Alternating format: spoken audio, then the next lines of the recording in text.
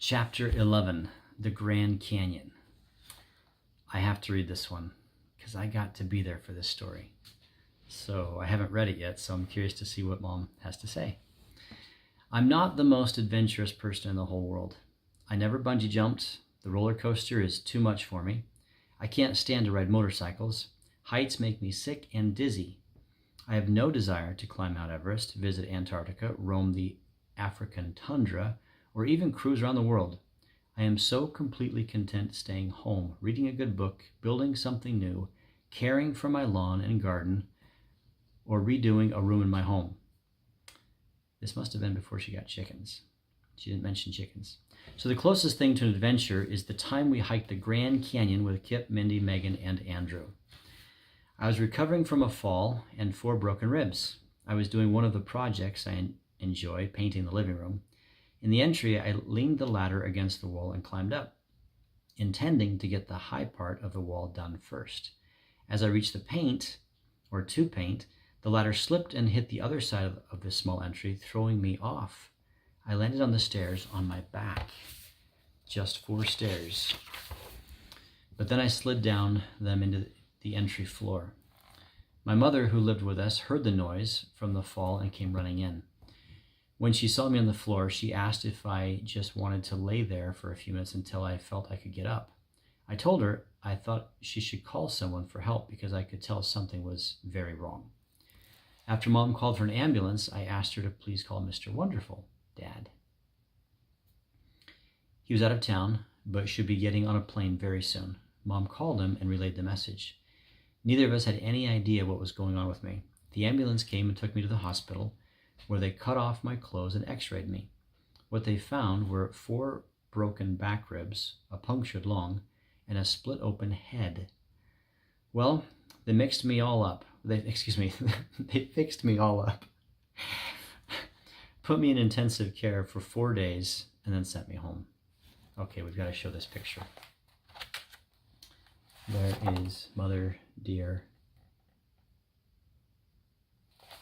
eating a wonderful meal, looking gorgeous as always.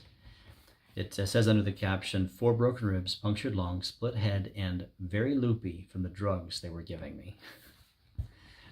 We had planned this trip to the Grand Canyon for quite a while, and I didn't want to be the spoiler. In 6 weeks, I felt I was well enough to go, but I couldn't carry a backpack. Fortunately, we had hired donkeys to take our tents, cooking goods, and other heavy things. Kip carried Megan, Mindy carried Andrew, my sweetheart carried my backpack, and I was free to go. Here's the picture near the top of the canyon.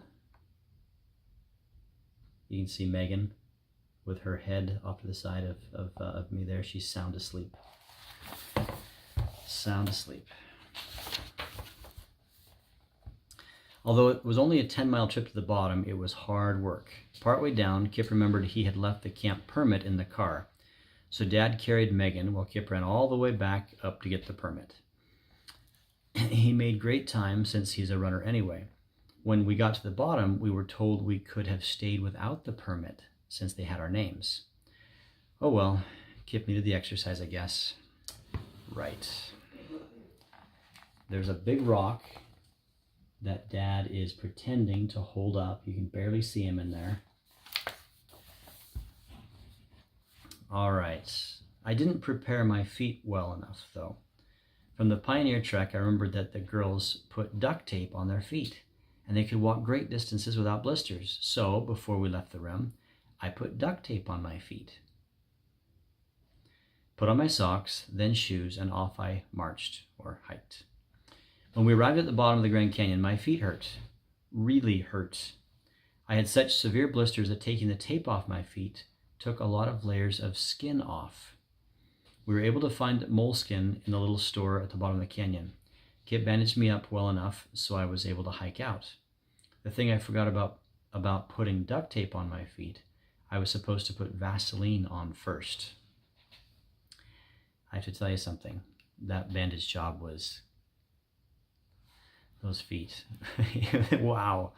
I will never forget Mom's perseverance and her endurance in getting out of that canyon. I just didn't think she could make it. And she did. Did I show this picture? Kissing in the Grand Canyon? There's Mom and Dad for you. Okay, we cooked a great outdoor dinner and camped in our little tents. The next day we hiked out. We should have stayed one day to explore, but that wasn't in our plan. Not sure why not. Megan found me a walking stick that I've kept in the corner of a closet. I just looked for it so I could take a picture, but it isn't there. So sad.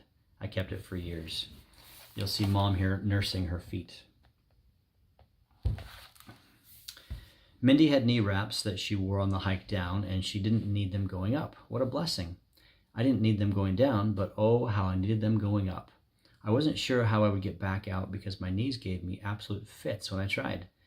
Mindy's wraps were lifesavers. Well, maybe not a lifesaver, but a money saver.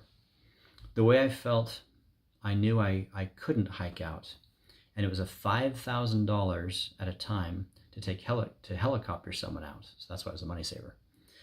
It was hot, hard work, fun, it hurt, and we did it. Something Mom did not mention is, I mentioned that I didn't know that she would be able to make it out with those feet. Dad gave her a blessing that night, and miracle of miracles, you know, Mom, she did it.